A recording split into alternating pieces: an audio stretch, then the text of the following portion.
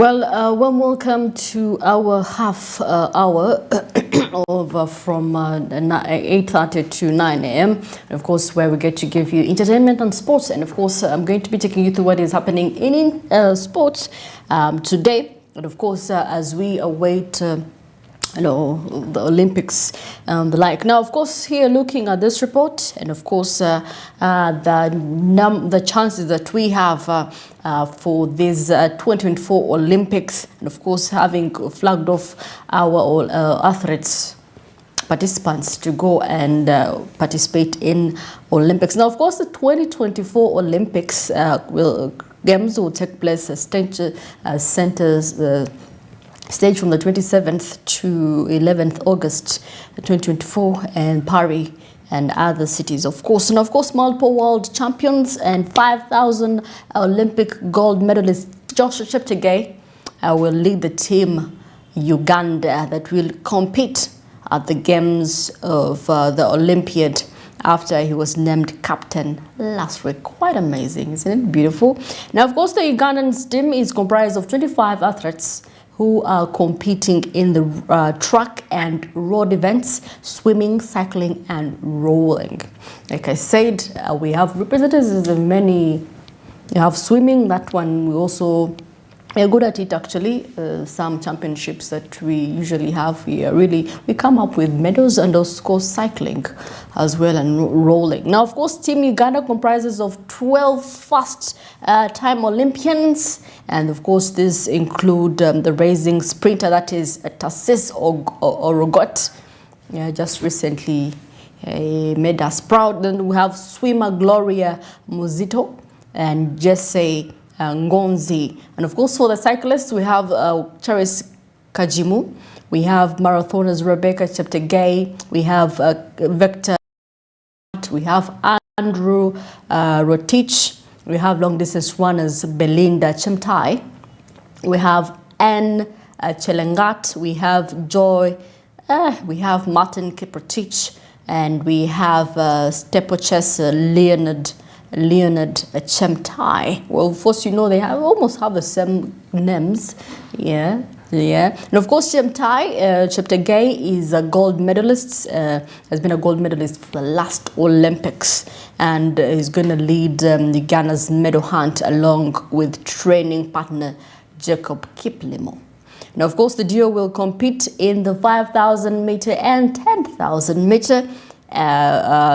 Top to list of Ugana's medal hopefuls. We are used to these medals. It's making us proud at some point. Like, okay, we know the athletes are coming back with the medals. No need chilling. But it's good to be known for something in sport. At least we're known for being good athletes, long distance running. And of course, we've had some other countries want to come in and practice and train with us. Given our physical features, in Sebei, that the location helps them train more. Now, of course, in the 5,000 meter race, the duo will, along with Oscar Chilemo, will have to fend off like Selemon Belega of Ethiopia and Jacob Krop, Kenya, and of course we have almost the similar names actually, and of course we have other Ethiopians of the 10,000 meters. Well, these are hours of running, my friends. These are hours of running and getting exhausted.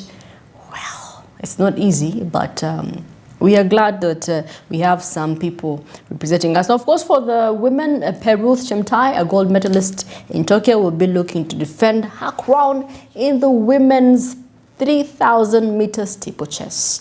Of course, Chemtai has run on world leading time of 8 hours, 55 minutes and 9 seconds in the event this season, which she ran during the Eugene Diamond League meet. Of course, it was her first ever sub 9 minute race, and of course will fancy her chances in the Paris when she takes on the likes of Beatrice of Kenya.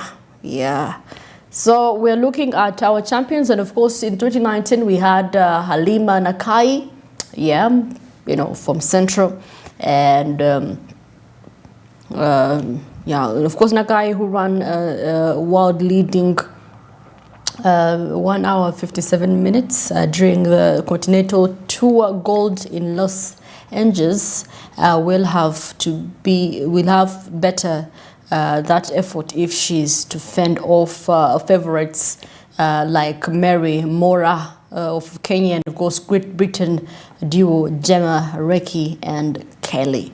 Yeah, so those are our competitions so far right about now. And of course, looking at the men athletes, like I said, we have the likes of Nakai. In the women, we have Winnie Nanyondo. Well, it's good that we have a mix of some people in Buganda, other regions being represented, because the rest, apart from those two, the rest, the chase are becoming chase. But at least, yeah, even in the men, we have just one representative from or two from other regions, but the rest are from the region, and it's good that they are known for that. It's good to be known in for region for that. I don't know what other regions are known for, but Buganda is really known for loving football, soccer.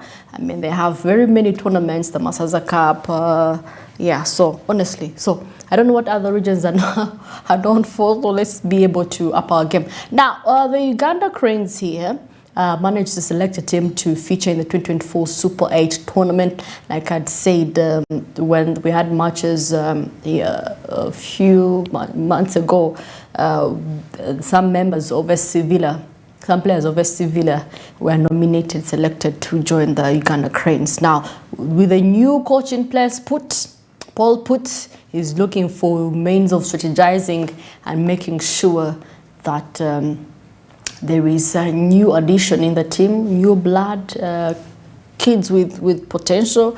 Yeah. Now, of course, the FUFA has confirmed that a select team named Uganda Cranes will feature in this year's Super 8 tournament. And of course, the tournament often serves as a precursor of teams that finished in the top 8 positions of the last season's Uganda Premier League champion to prepare for the new seasons.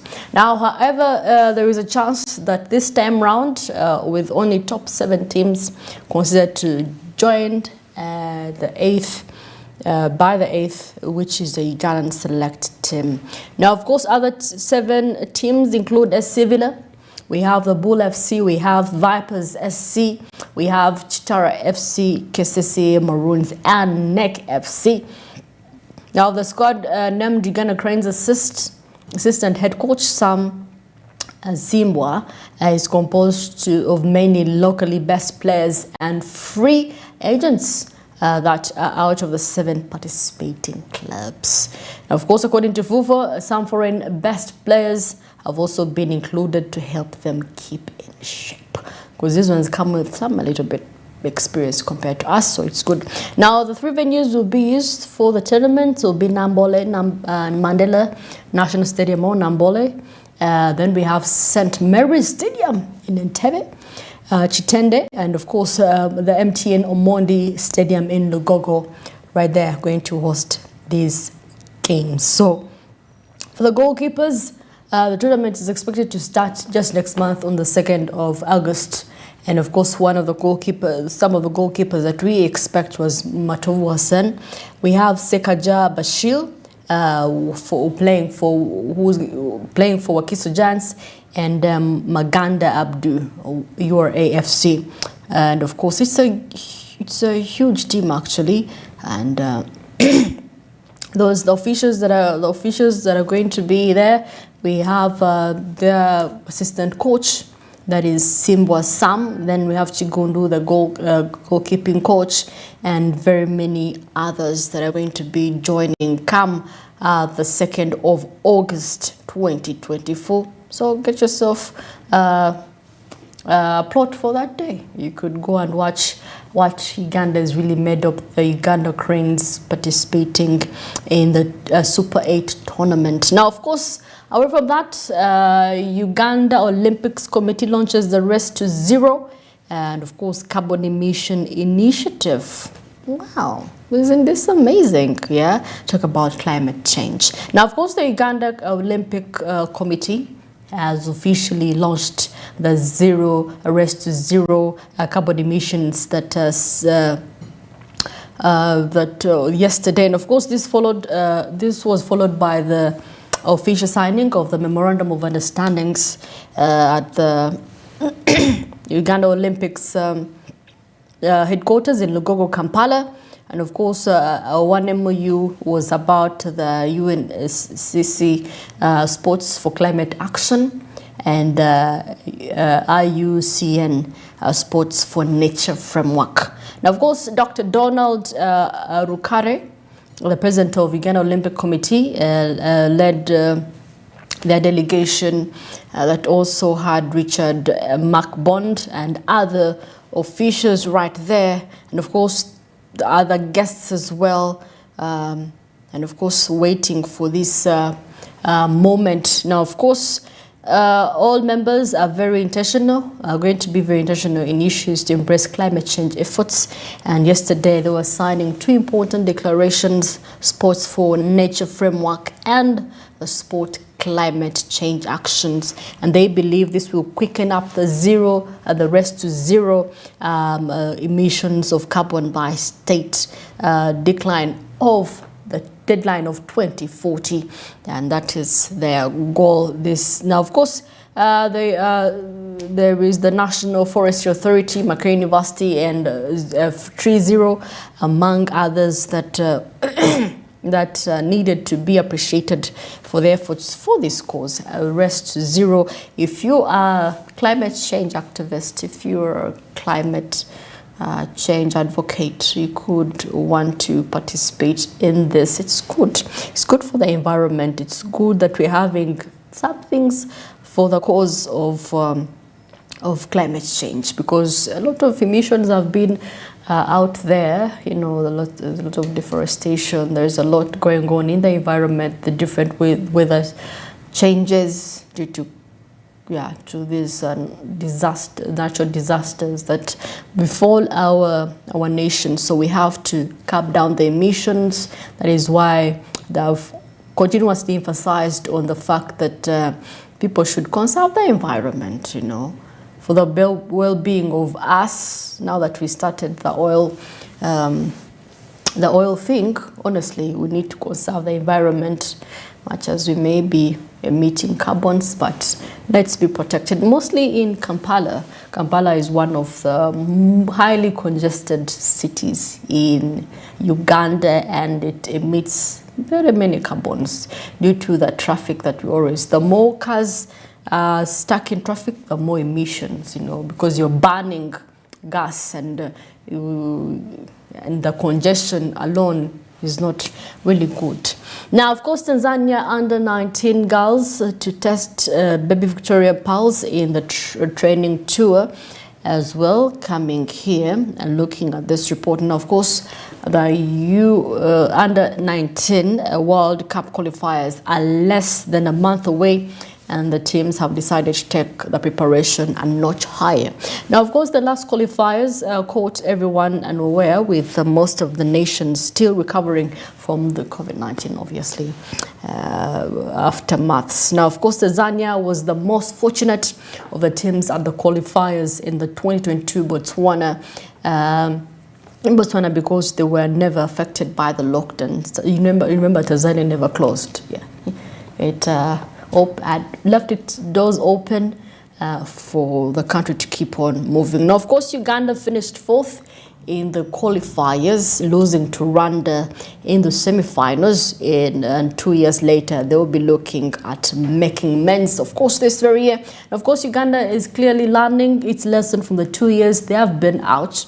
And of course, people are preparing for these qualifiers. And of course, there will be 14 teams at the qualifiers in Kigali, but only one team earns the right to represent Uganda at the World Cup in Malaysia next year. So, of course, the under-19 girls will host their rivals at the Tanzanian in the qualifiers, Tanzania, for a 5 March T20 series When I talk about that means I'm talking about cricket. Yeah. And of course, the games will be held at Lugogo Cricket Oval. And of course, from the 20th, that is Saturday, till the 27th, that is when these qualifiers are going to take place. So go in and root for your girls. Yes, away from the men representing us. We also have the females that are doing quite tremendously in terms of sport. So get yourself a plot for the week, yeah, for the weekend rather, and be entertained. Yeah, if you're not much of other forms of entertainment, you can get entertained in terms of sports. Now, looking at the Premier League, and of course, as we await for the Premier League to kickstart just next month, yeah, very soon. People are going to be glued on their TV screens, yeah, and not. Going to the different places to watch. Communal watching is actually more healthier than when you're alone. Now, of course, Man United eyeing free agent Adrian after Juventus exit. And of course, the French midfielder, now a free agent following expiration of his Juventus contract, which ended on the 30th of June, has been as frequently mentioned in transfer rumors. Now, of course, Rabiot's departure yesterday was intensifying speculation of his next move. And of course, Manchester United is planning to recruit, has already actually recruited a few more players. And some players have left the Manchester United team to join other teams as well. And of course, look at their performance, the worst ever last season. Wow, it was the worst. That was their worst performance, their worst position they have ever been in all the seasons. And of course, we wait to see what next season brings for us. Hope you have your jerseys ready for you to support your team, whether you lost, whether you won. Please, football is football. At the end of the day, there has to be a winner, there has to be a loser. So that is it for my end as sports business. Andrew is going to be taking us through the movies that have made it to the top 5 today.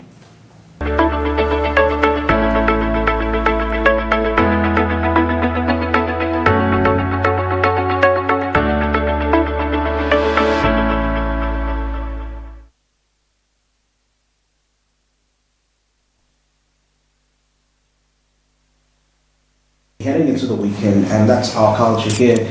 We enter the weekend with fun that is acquainted with the movies. Personally, I'm a big fan of the movies, so I believe if you're watching up there and you're thinking, what are those movies that I should be catching out for the weekend? Well, I have something amazing here for you. Now, of course, to kickstart off here, among our top 3 movies that are really outstanding, we have Inside and Out Part 2. Now, this is an animation that has actually already grossed $1 billion as we speak. Now, of course, Joy, Sadness, Anger, Fear, and Disgust have been running a successful operation by all accounts. However, when anxiety shows up, they aren't sure how exactly to feel. Now, Inside and Out Part 2 is was distributed by Walt Disney.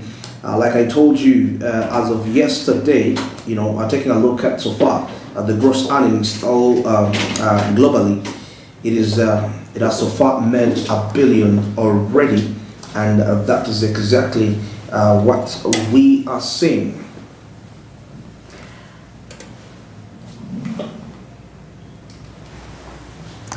Okay, now this is Inside and Out 2. Joy, Sadness, Anger, Fear, and Disgust, like I said, have been running a successful operation by all accounts. However, when anxiety shows up, they aren't sure how to feel. Yeah, so it has actually been grossing quite amazingly, very okay and perfect. Like I told you, it has grossed $1 billion already. So far in a space of about 2 months since it was actually put out there. That is Inside and Out. So that's the power of animations when it comes to numbers, featuring the numbers. Now, another movie to check out really is Long Legs. Yes, Long Legs, distributed by Neon Entertainment. And now, of course, so with the long list here, we took a look at the FBI agent Lee Harker, who is assigned to unsolved serial killer case that takes an unexpected turn, revealing evidence of the occult. Of course, Harker discovers a personal connection to the killer and must stop him before he strikes again. Long Legs so far